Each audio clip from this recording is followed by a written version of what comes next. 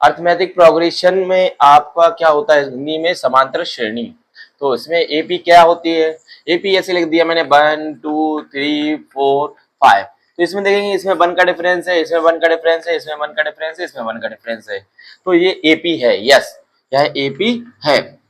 यदि हमने लिख दिया 2 3 फिर 6 लिख दिया फिर 7 फिर 9, तो इसमें देखा इसमें 1 का डिफरेंस है, इसमें 3 का डिफरेंस हो गया, इसमें 1 का डिफरेंस है, इसमें 2 का हो गया।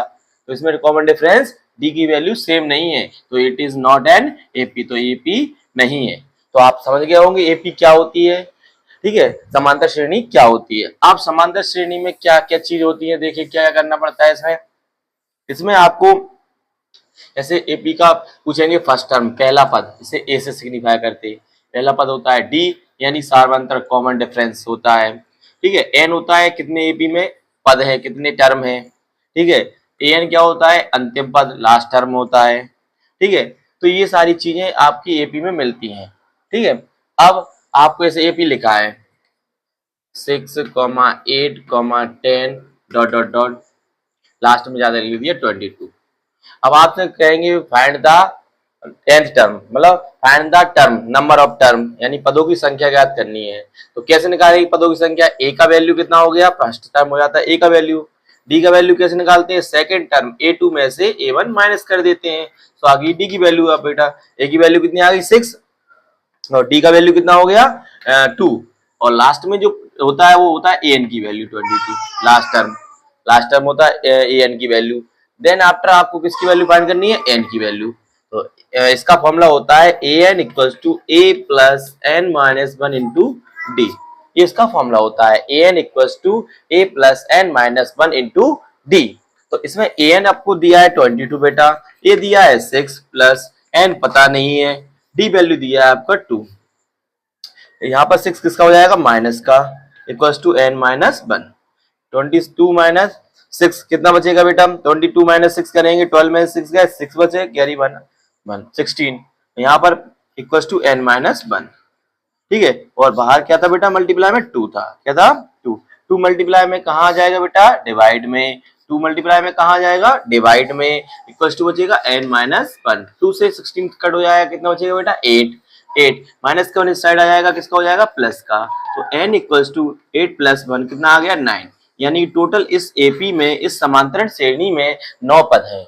ऐसे आपको क्वेश्चंस बनते हैं, ऐसे क्वेश्चंस बनते हैं। तो ये एपी का तरीके हो जाते हैं। एपी में कभी कभी आपको डी का ही वैल्यू पूछ लेगा, तो डी का वैल्यू क्या लगाते हैं, सेकंड टर्म में से फर्स्ट टर्म माइनस कर देते हैं, सेकंड टर्म में से फर्स्ट टर्म माइनस कर देते हैं। कभी कभी पूछेगा इट इज एन एपी और नॉट, जैसे क्वेश्चन लगाया 0 -4 -8 और -12 डॉट डॉट डॉट, इसे फाइंड आउट करना है कि एपी है या नहीं। यदि एपी है तो नेक्स्ट 3 टर्म निकालने, आगे ये 3 पद। तो एपी के लिए क्या है, अपन क्या निकालेंगे, डी का वैल्यू निकालेंगे।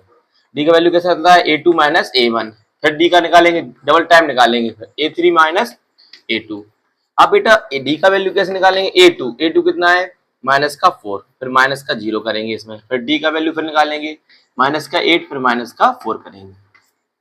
तो कितना हो जाएगा बेटा, डी इक्वल्स टू माइनस का 4 ही बचेगा यहाँ पर, डी इक्वल्स टू ये माइनस का 8 था, माइनस माइनस प्लस का 4 हो गया, यानी डी का वैल्यू भी कितना आया -4। ये डी का वैल्यू सेम आ गया, कॉमन डिफरेंस सेम है, यानी सार्वंतर बराबर है। हाँ यह एपी है, yes it is an AP, yes it is an AP, AP है, ठीक है। एपी बता दिया आपको। अब आगे के 3 टर्म्स निकालने हैं, तो उसमें जो माइनस का 12 है उसमें डी डी ऐड करते जाओ, तो उसमें माइनस का 4 ऐड हो जाएगा, ठीक है। फिर माइनस का 12 में प्लस 2AD 2A, ठीक है, A प्लस डी और A plus 2D A plus 3D। तो आगे के ये आपके नेक्स्ट टर्म आ जाएंगे, ठीक है। अब इसको निकालने का और आगे तरीका बता रहे हैं हम, आप ये सॉल्व कर लेना।